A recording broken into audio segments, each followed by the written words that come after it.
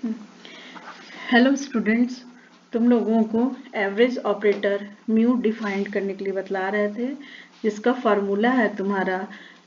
Mu equal to half E to the power half plus E to the power minus half. इसमें कल missing था half, 1/2 add कर लेना। Average operator बता चुके थे। अब तुम्हारा है नेक्स्ट, इस पे क्वेश्चंस है तुम्हारा proof that ux equal to ux minus 1 plus delta ux minus 2 delta square ux minus 3 up to n minus 1 और लास्ट है nth terms x minus n। अब इसमें प्रूफ हम कर रहे हैं, ये LHS टर्म्स ux ले रहे हैं और ये जो लास्ट टर्म है इसको ले आ रहे हैं LHS में, तो ये प्लस में है तो ये हमारा नेगेटिव हो गया delta N U X minus N, और U X as it is copy किए, डेल्टा एक्स तुम्हारा delta N U to the power X N को हम शिफ्ट ऑपरेटर में लिख सकते हैं। Delta N as it is है ई टू द पावर हमारा ये minus N U X represent करेगा, और हमारा यू एक्स कॉमन ले लिए हैं इसमें, तो 1 minus delta N E to the power minus N, U X यहाँ पे कॉमन है और इसको हम इस फॉर्म में लिख सकते हैं 1 minus delta N divided by E to the power N. इसको यहाँ पे देखो 1 minus delta N divided by E N, और यू एक्स बाहर है। और नेक्स्ट स्टेप में ई एन हम एलसीएम ले लिए, तो यहाँ पे मल्टीप्लाई हुआ E N minus delta N, E N LCM ले लिए E N minus delta N U X, और इस ई एन को हम बाहर कर दिए हैं, तो 1 अपॉन ई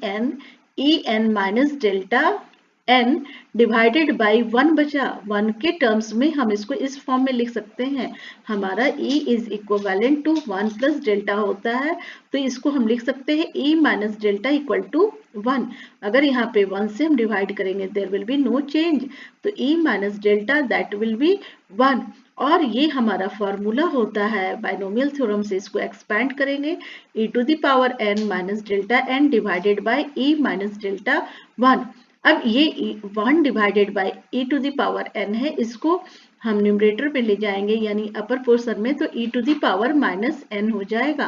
अब इसको एक्सपैंड कर रहे हैं इसे फॉर्मूला के टर्म्स में, तो ये टर्म्स है एक हमारा रिड्यूस होगा और नेक्स्ट टर्म में इंक्रीज होगा। ये टर्म्स देखो ई हमारा n है तो यहाँ पे डिक्रीज हुआ ई एन माइनस 1 प्लस एक इंक्रीज हुआ यानी कि डेल्टा टर्म्स लाएं और e का पावर n माइनस 1 था तो नेक्स्ट टर्म हो गया n माइनस 2, फिर नेक्स्ट ये डेल्टा हमारा डेल्टा स्क्वायर होगा और ये e n minus 3 delta square e n minus 3, इसी तरह नेक्स्ट टर्म क्या हो जाएगा delta cube e n minus 4 up to ये हमारा n माइनस 1 लेंगे तो ये हमारा 2 है तो 3 है, अगर ये टर्म्स n माइनस 1 लेंगे तो ये हमारा क्या हो जाएगा n हो जाएगा e का power n minus n that is 0, तो केवल टर्म्स क्या हो जाएगा डेल्टा n माइनस 1 और ये यू एक्स हमारा बाहर रहेगा। और अब इसको इससे मल्टीप्लाई करेंगे e to the power minus n, और ये टर्म्स क्या हो गया दोनों का बेस इक्वल है minus n plus n cancel हो गया तो केवल e का पावर माइनस 1, फिर ये next term e to the power minus n इसमें मल्टीप्लाई होगा तो माइनस n कट हो गया तुम्हारा तो माइनस 2, इसी तरह delta square e to the power minus 3 up to delta n minus 1 e to the power minus n U X. अब इस टर्म्स को e to the power minus 1 that is हमारा शिफ्ट ऑपरेटर में इसे हम लेंगे, अभी जस्ट हमने फॉर्मूला किया था ये माइनस है तो ये टर्म्स हो जाएगा x minus 1 delta x minus 2 delta square x minus 3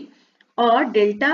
n minus 1 U X minus n represent करेगा। अब इस साइड देखो जो LHS में लिए थे यू एक्स माइनस, तो यू एक्स को लेफ्ट साइड रखे इक्वल टू ये पूरे पार्ट को कॉपी कर दिए यू एक्स माइनस 1 प्लस ये terms delta U X minus 2 delta square U X minus 3 up to n minus 1 U X N, ये जो माइनस में था इसको इस साइड ले आएंगे तो प्लस हो जाएगा। तो यही हमें प्रूव करना था, prove that is this terms. और यहाँ पे तुम्हारा जैसे ई वाई आर लिखे थे तो वाई आर प्लस 1 लिख रहे थे, ये डेफिनेशन पर है। ये टर्म्स था shift operator is defined by the equation. E हमारा शिफ्ट ऑपरेटर हो गया, वाई आर प्लस 1 लिखे तो उसी तरह सेम टर्म्स यहाँ पे यू के टर्म्स में था। तो ई वाई हमारा आर है तो यहाँ पे ई माइनस 1 है, तो ई माइनस 1 है तो यहाँ पे u के फॉर्म में क्वेश्चन था तो u x माइनस 1 टर्म्स हो गया है। तो ये तुम्हारा इस फॉर्मूला पे बेस्ड है। नेक्स्ट है तुम्हारा डेल्टा,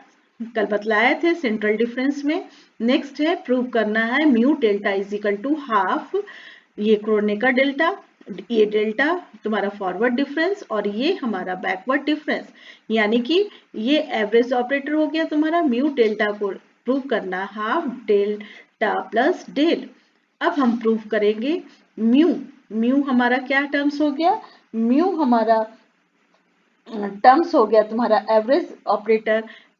ऑपरेटर का डेफिनेशन क्या है, half E to the power half plus E to the power minus half. और डेल्टा को हम रिप्रेजेंट करते हैं E to the power half minus E to the power minus half. अब दोनों का प्रोडक्ट निकालना है, LHS ले लिए म्यू डेल्टा हाफ इंटू ये E to the power minus half. अब ये देखो a plus B A square minus B square का फॉर्मूला हो गया a plus B A minus B. तो इसको इस फॉर्म में लिखे हाफ ए स्क्वायर यानी कि तुम्हारा क्या टर्म्स हो गया, ए स्क्वायर तुम्हारा टर्म्स हो गया e to the power half into E to the power half. तो यानी कि ये सिंपली क्या बचेगा, e बचेगा। फिर माइनस बी स्क्वायर लिखते हैं तो minus E to the power minus half into E to the power minus half, तो सिंपली -1 होगा। और हाफ e का रिलेशन है हमारा 1 प्लस डेल्टा, फिर ये माइनस e माइनस 1 का है हमारा 1 माइनस डेल यानी कि बैकवर्ड डिफरेंस। अब इसको सॉल्व करेंगे तो 1 माइनस 1 दैट इज हमारा ये कैंसिल हो गया, ये हाफ तुम्हारा साइड में है और ये डेल्टा प्लस डेल, ये तुम्हारा ये प्रूफ हो गया। नेक्स्ट है तुम्हारा delta minus del equal to delta square. Again हम डेल्टा को क्या लिखेंगे, डेल्टा हमारा रिलेशन हो गया e टू द पावर -1, इसको हम लिखते हैं e is equal to 1 plus delta. तो ये रिलेशन हमारा हो गया e minus 1 delta minus del का हमारा टर्म्स हो जाएगा 1 minus e to the power -1। अब इसको सॉल्व करेंगे, फिर अगेन हमारा क्या टर्म्स हो गया, ये हमारा रिप्रेजेंट करेगा e -1, ये ब्रैकेट के पहले -1 है तो ये माइनस माइनस मिलके 2 हो गया और ये माइनस प्लस हमारा e to the power -1 terms हो गया। अब इसको हम इस फॉर्म में लिख सकते हैं e टू द पावर ये हमारा a minus B to the power whole 2 यानी कि e minus E to the power -1 का स्क्वायर होगा। और इसमें हमने इस टर्म्स को मल्टीप्लाई किया, e को हम लिख सकते हैं इस हाफ से और माइनस ई टू द, इसको अब एक्सपैंड करो ई स्क्वायर दैट मीन्स केवल e बचेगा, -2ab लिखते हैं 2e to the power half into E to the power minus half, ये कैंसिल हो गया केवल 2 हो गया, plus B square that means ये बी स्क्वायर है हमारा, तो ये टर्म्स क्या हो जाएगा, बी स्क्वायर यानी कि 2 टाइम्स ये कैंसिल हो जाएगा e टू द पावर -1, यानी कि इस फॉर्म को हम इसको इस फॉर्म से लिखे हैं a minus B to the power whole 2 और ये हमारा रिप्रेजेंट हो जाएगा e to the power half minus e to the power minus half to the power 2 और केवल ये रिप्रेजेंट हो रहा हमारा डेल्टा और डेल्टा ये इसका स्क्वायर हो गया यानी कि डेल्टा स्क्वायर। अभी जस्ट यहाँ पे हमने डेल्टा का ये था formula e to the power half minus e to the power minus half, तो इसको हम इस फॉर्म में लिखे हैं e to the power e -2 plus e minus half. अगर इसमें हम इसको स्क्वायर के टर्म्स में लिखेंगे there will be no change और ये हमारा रिप्रेजेंट कर रहा है डेल्टा स्क्वायर। नेक्स्ट टर्म्स है तुम्हारा again delta del 1 plus del to the power -1/2 equal to del 1 minus del to the power minus half. अब ये डेल्टा इक्वल टू ये तीनों टर्म्स है, तो सबसे पहले हम मिडिल टर्म ले लिए हैं डेल्टा 1 प्लस डेल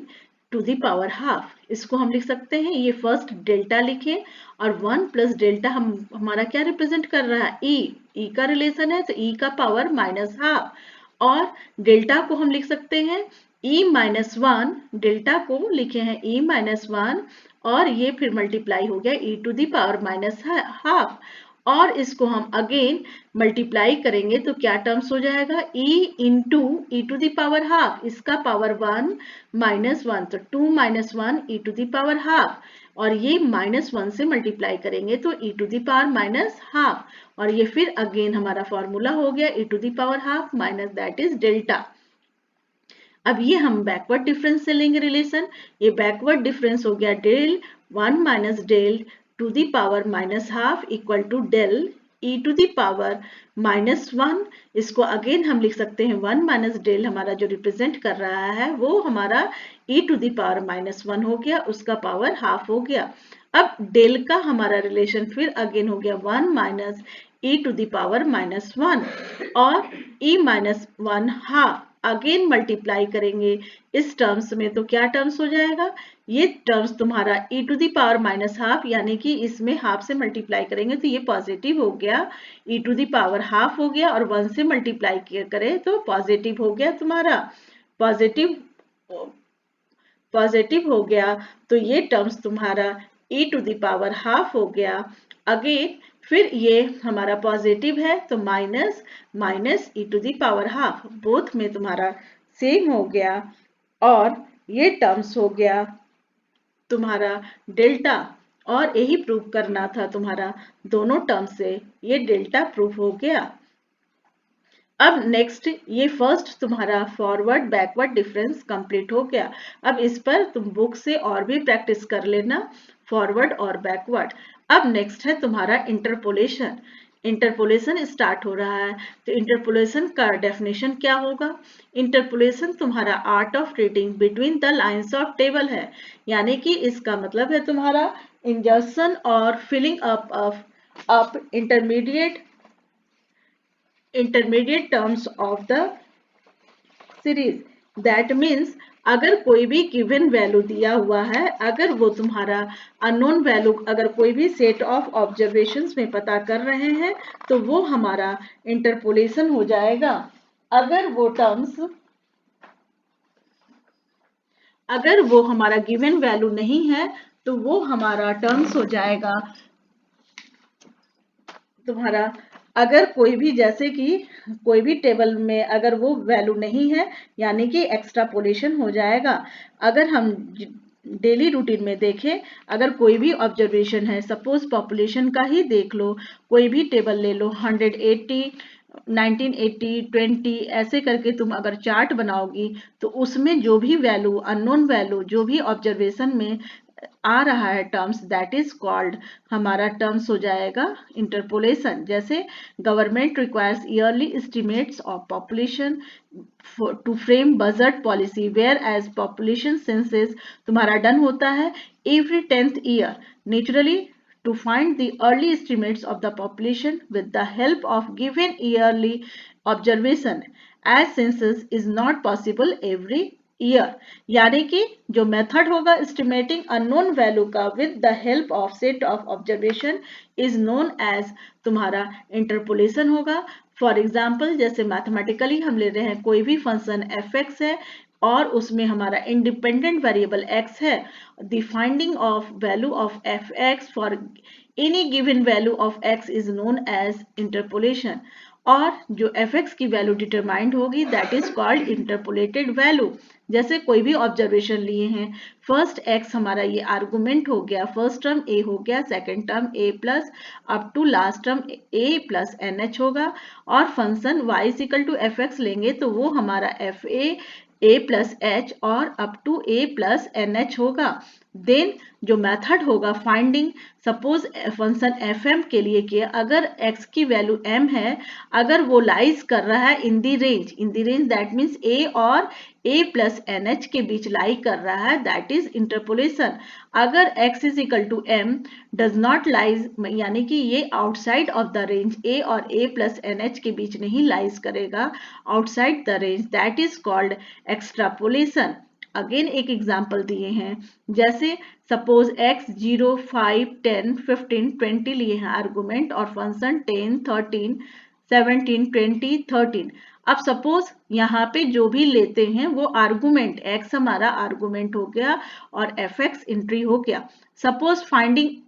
F17 यानी कि आर्गुमेंट में देखेंगे 15 और 20 के बीच में हमारा 17 आएगा, यानी कि ये गिवन रेंज में है, तो ये हमारा इंटरपोलेशन हो जाएगा। लेकिन अगर हम ले रहे हैं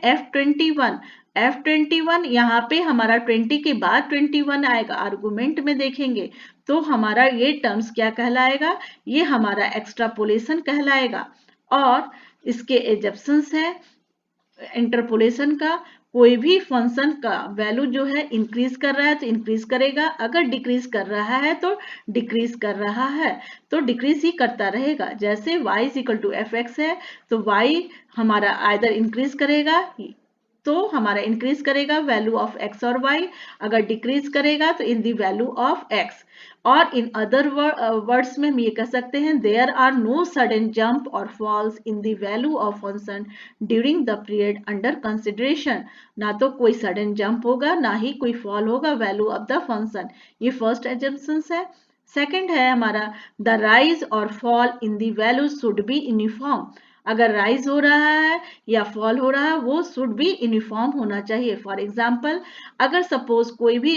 हमारा डेटा में regarding death in various years in a particular town area, जो भी टर्म्स ले लो, तो observation are the years, suppose epidemics और फेमिन और war over to the town. अगर जैसे कि अभी तुम्हारा एपिडेमिक्स चल रहा है, तुम्हारा कोविड-19, तो जो डेथ है तुम्हारा क्या है per year per month per day जो है अलग अलग रेंज पे आ रहा है, कोई तुम्हारा यूनिफॉर्म नहीं है। किसी दिन डेथ 100 हो रहे हैं तो कभी तुम्हारा 200, तो कोई भी यूनिफॉर्म नहीं है। जब ऐसे टर्म्स रहेंगे तो हमारा इंटरपोलेशन जो मेथड है वो फेल हो जाएगा। तो यानी कि इसका एजम्पशन है कि अगर हमारा राइज हो रहा है तो राइज होना चाहिए, अगर फॉल हो रहा है तो फॉल होना चाहिए, शुड बी यूनिफॉर्म होना चाहिए। अगर वेरी करने लगेगा तो उस समय हमारा इंटरपोलेशन क्या होगा, हमारा एप्लीकेबल नहीं होगा। तो ये तुम्हारा एजम्पशन है। फिर नेक्स्ट डे तुम्हारी नेक्स्ट क्लास होगी।